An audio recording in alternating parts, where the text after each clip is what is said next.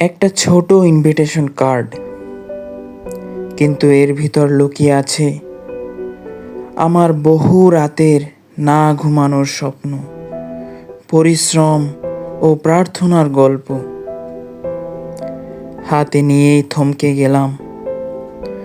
মনে পড়ল, এই রুমে বসেই তো স্বপ্ন দেখতাম, এই টেবিলে বসেই তো চলতো লড়াই, নিজের সঙ্গে, ক্লান্তির সঙ্গে আর সময়ের সঙ্গে।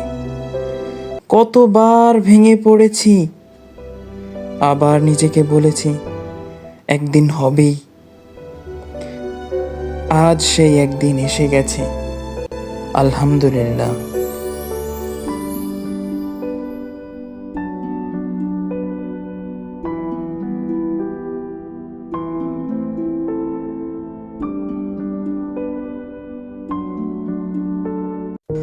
এই সেলিব্রেশন শুধু একটা অনুষ্ঠান নয়, এটা যেন সেই দীর্ঘ যাত্রার এক টুকরো বিজয়।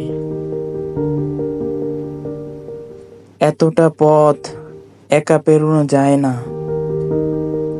সৃষ্টিকর্তা, পরিবার আর রেটিনার ভাইদের প্রতি কৃতজ্ঞতা জানাই।